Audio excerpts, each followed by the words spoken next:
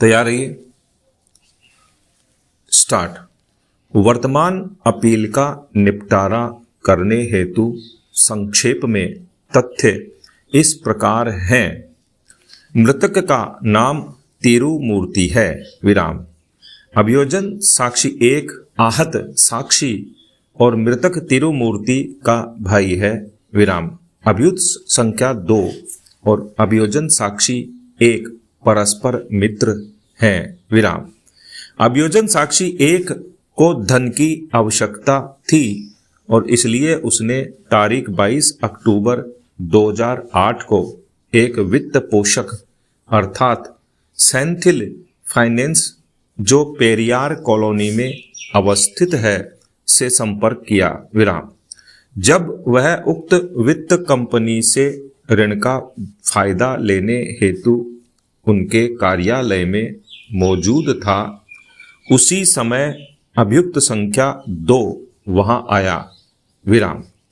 अतः अभियोजन साक्षी 1 ने अभियुक्त संख्या 2 से यह अनुरोध किया कि वह उसके ऋण की रकम के लिए प्रतिभू यानी प्रतिभूति उपलब्ध कराए। विराम। अभियुक्त संख्या 2 उसके लिए सहमत हो गया और उसने 15,000 रुपये की ऋण की रकम के लिए प्रतिभूति के रूप में दस्तावेजों पर हस्ताक्षर किए। विराम।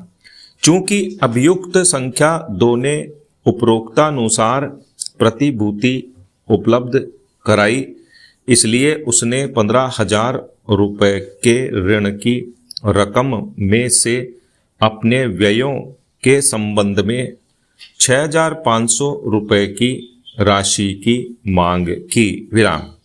अभियुक्त संख्या 2 ने यह भी आश्वासन दिया कि वह 3 माह के भीतर 6,500 रुपये की उक्त रकम का संदाय कर देगा। विराम।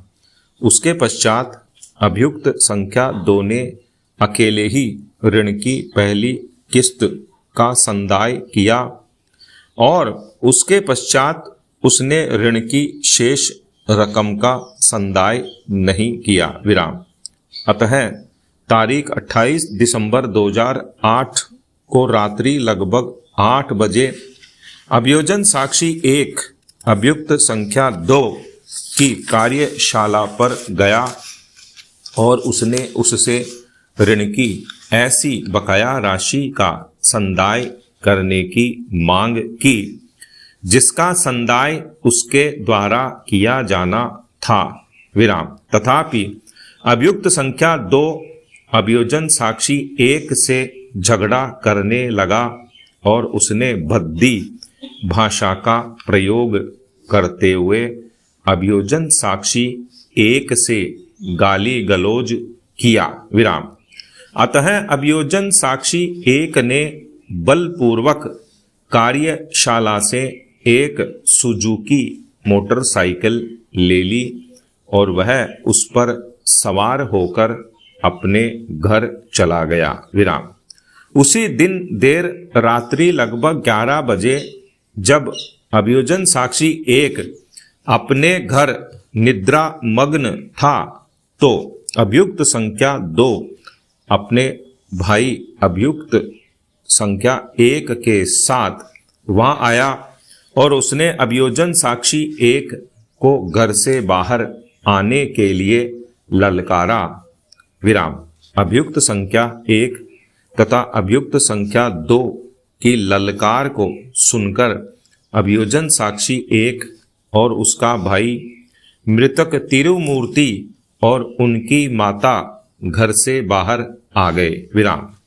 उस समय अभियुक्त संख्या 1 और अभियुक्त संख्या 2 ने अभियोजन साक्षी 1 के साथ गाली गलौज किया तथा उससे पूछा कि उसने बलपूर्वक सुजुकी मोटरसाइकिल किस कारण ली। विराम। शोर शराबा सुनकर आसपास के क्षेत्र में निवास करने वाले अड़ोसी पड़ोसी व्यक्ति भी उनके घर आ गए। विराम। उसी समय अभियुक्त संख्या 2 ने एक लकड़ी का डंडा उठाया, जो कि मोटरसाइकिल अर्थात सुजुकी मोटरसाइकिल जिसका रजिस्ट्रीकरण संख्या TN 39R 5602 है में मौजूद था और उसने उससे अभियोजन साक्षी 1 के सर के बाईं ओर तथा गर्दन पर हमला किया। विराम।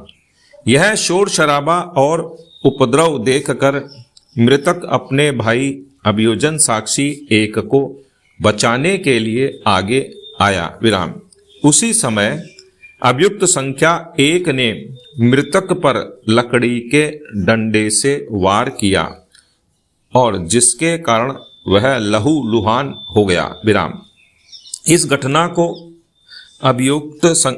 अभियोजन साक्षी 1 की माता और पड़ोसियों ने भी देखा। विराम। उसके पश्चात दोनों अभियुक्त घटना स्थल से फरार हो गए। विराम।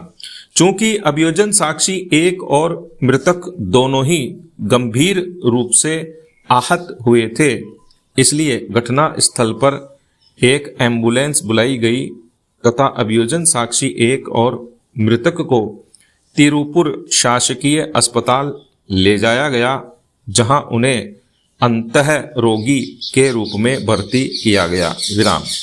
अस्पताल से सूचना प्राप्त होने पर पुलिस उप निरीक्षक अभियोजन साक्षी 9 तारीख 28-29 दिसंबर 2008 को देर रात्रि लगभग 1:30 बजे अस्पताल पहुंचा और तथा उसने अभियोजन साक्षी 1 का कथन प्राप्त किया। चूंकि मृतक बोलने की स्थिति में नहीं था, इसलिए उसके कथन को लेखबद्ध नहीं किया जा सका था। विराम। उसके पश्चात अभियोजन साक्षी 9 तारीख 29 दिसंबर 2008 प्रातः लगभग 3 बजे पुलिस थाना पहुंचा और उसने दंड संहिता की धारा 294 ख और धारा 307 के अधीन अपराधों के लिए वर्ष 2008 का अपराध मामला संख्या 1817 रजिस्टर किया। विराम।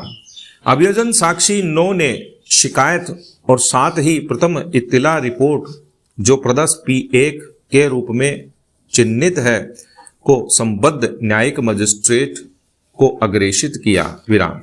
उक्त मामले का अन्वेषण पूरा करने के पश्चात अपीलार्थियों अभियुक्त संख्या 1 और अभियुक्त संख्या 2 के विरुद्ध दंड संहिता की धारा 34 के साथ पठित धारा 294 ख 307 और 302 के अधीन अपराधों के लिए आरोप पत्र फाइल किया। विराम। उपरोक्त सामग्रियों के आधार पर विचारण न्यायालय ने आरोपों को विरचित किया। विराम।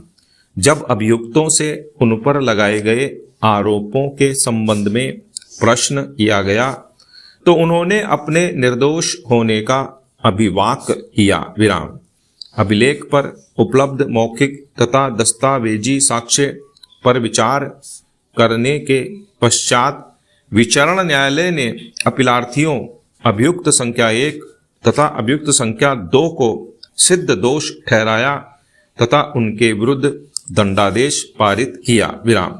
उक्त निर्णय तथा आदेश को चुनौती देते हुए संबद्ध अपीलार्थी अभियुक्त संख्या 1 और अभियुक्त संख्या 2 अपनी अपनी दांडिक अपीलें फाइल करके इस न्यायालय के समक्ष उपस्थित हुए हैं। विराम। उच्च न्यायालय द्वारा अपील भागतः मंजूर करते हुए। विराम।